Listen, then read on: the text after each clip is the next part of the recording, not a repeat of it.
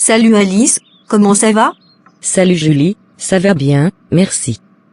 Et toi? Ça va, merci. J'ai réfléchi à mes projets d'avenir ces derniers temps, et j'ai pas mal d'idées. Oh, c'est génial. Raconte-moi, qu'est-ce que tu as en tête? Eh bien, je pense sérieusement à poursuivre mes études à l'étranger. J'ai toujours rêvé de vivre une expérience à l'étranger, d'apprendre une nouvelle langue et de découvrir une autre culture. Waouh, c'est ambitieux. Tu as déjà une idée de l'endroit où tu aimerais partir? Je penche pour l'Espagne ou l'Argentine. J'adore la langue espagnole, et j'ai déjà commencé à apprendre quelques bases. Et puis, l'Amérique du Sud me fascine. C'est une super idée, Julie. Tu vas adorer cette aventure. Et après, que prévois-tu? Eh bien, une fois de retour, j'aimerais me spécialiser dans le domaine de l'écologie. Je suis de plus en plus préoccupée par les enjeux environnementaux, et je veux contribuer à la préservation de notre planète. C'est une cause noble. Tu pourrais travailler dans une ONG ou dans la recherche, par exemple. Exactement. Et toi, quels sont tes projets d'avenir? Pour ma part, je souhaite me lancer dans l'entrepreneuriat. J'ai une idée de start-up que j'aimerais concrétiser, dans le domaine de la technologie éducative. C'est passionnant. Tu as déjà élaboré un plan pour ta start-up? Oui, je suis en train de peaufiner le business plan, et j'ai même trouvé un mentor pour m'aider. J'espère que ça marchera.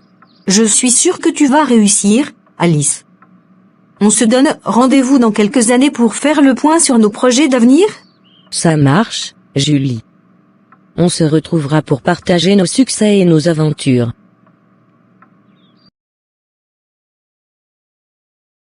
Salut Mélanie, l'été approche à grands pas. Tu as déjà prévu tes vacances? Salut Julie, oui, j'ai enfin pris une décision. Cette année, je vais faire un road trip à travers l'Europe. C'est génial.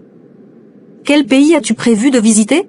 Je vais commencer par la France, puis l'Italie, l'Allemagne, l'Espagne, et peut-être quelques autres pays en chemin. Je veux explorer de nouvelles cultures et goûter à différentes cuisines. Cela semble incroyable. As-tu déjà réservé des hébergements ou prévu un itinéraire précis? J'ai réservé quelques auberges de jeunesse pour les premiers jours, mais je prévois de garder une certaine flexibilité pour pouvoir m'adapter à l'inattendu. L'idée, c'est de vivre l'aventure. Ça doit être excitant de ne pas tout planifier à l'avance. Et à part ça, as-tu d'autres projets pour l'été? Oui, je vais participer à un camp de bénévolat dans une réserve naturelle en Grèce. C'est ma façon de contribuer à la préservation de l'environnement. C'est une belle initiative, Mélanie. J'admire ton engagement. Pour ma part, je vais passer l'été en Bretagne, à la plage, avec ma famille. Rien de très exotique, mais j'adore l'océan. Ce n'est pas la destination qui compte, c'est le moment passé en famille. Ce sera relaxant, j'en suis sûre.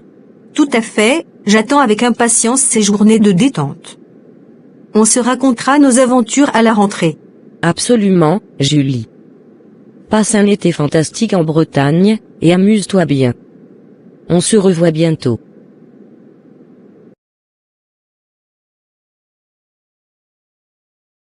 En parlant de nos souvenirs d'enfance, je me rappelle de tant de bons moments. Quel est ton meilleur souvenir d'enfance? Il y en a tellement, mais l'un de mes préférés était nos vacances en famille à la campagne. On passait des semaines entières à la ferme de grand-père.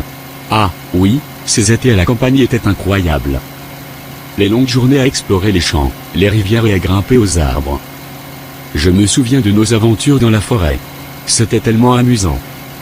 Et puis, le soir, on se rassemblait autour du feu de camp pour griller des guimauves et écouter les histoires de grand-père.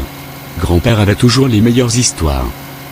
Et n'oublions pas les soirées passées à observer les étoiles. C'était là que j'ai développé mon amour pour l'astronomie. Les étoiles, c'était magique. Et tu te rappelles de cette année où on a réussi à construire une cabane dans les arbres?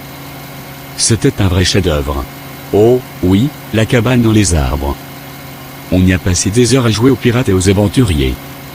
C'était notre quartier général secret. Tous ces souvenirs nous rendent nostalgiques. Ils ont vraiment contribué à forger notre amitié d'enfance. C'est sûr, Pierre. Ces moments simples et précieux sont gravés dans ma mémoire. Ils ont façonné une grande partie de qui nous sommes aujourd'hui. Absolument, André.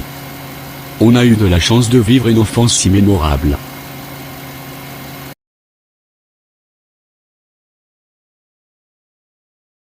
Salut Alice, j'ai réfléchi récemment à quel point la technologie a envahi nos vies.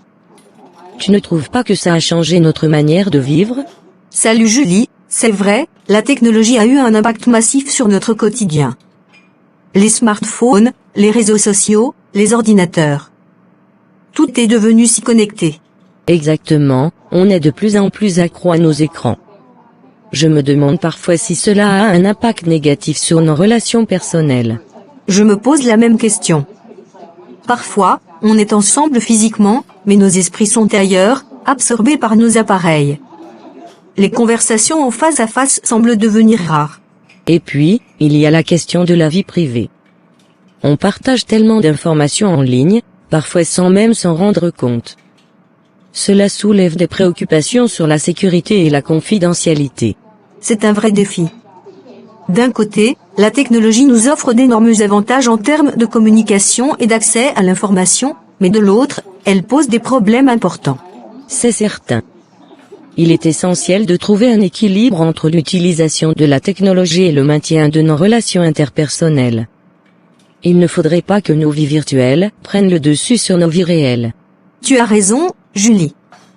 Il est important d'être conscient de l'impact de la technologie et de s'efforcer de l'utiliser de manière responsable.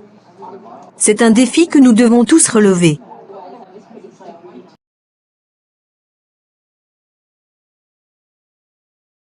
Salut Pierre, j'ai une nouvelle passionnante à partager. J'ai décidé de partir en voyage en Asie l'été prochain. Salut Alice, c'est incroyable. Où prévois-tu d'aller en Asie? J'ai en tête un itinéraire assez varié. Je vais commencer par le Japon, puis la Thaïlande, le Vietnam, et peut-être la Malaisie. Waouh, c'est une aventure ambitieuse. As-tu déjà commencé à planifier les détails? Oui, j'ai déjà réservé les billets d'avion pour Tokyo. Ensuite, je vais organiser l'itinéraire et les hébergements au fur et à mesure. J'aime garder une part d'imprévu. C'est une approche intéressante. Le Japon doit être passionnant. As-tu des endroits spécifiques que tu veux visiter? Absolument. Je veux explorer Tokyo, Kyoto, et je suis vraiment excité à l'idée de visiter des temples anciens et de découvrir la culture japonaise. Le Japon a tellement à offrir. Et que prévois-tu de faire dans les autres pays? En Thaïlande, j'aimerais explorer Bangkok, puis partir à la découverte des plages paradisiaques du sud. Au Vietnam, j'ai envie de parcourir les rizières en terrasse de Sapa. Et en Malaisie, Kuala Lumpur me tente beaucoup. Ça a l'air d'un voyage incroyable. N'oublie pas de goûter à toutes les délicieuses spécialités culinaires en cours de route. Oh, je n'y manquerai pas, Pierre. La cuisine locale est l'une de mes motivations pour ce voyage. J'ai hâte de partager mes aventures avec toi à mon retour. Je suis impatient d'entendre tous tes récits de voyage. Profite de chaque instant, Alice.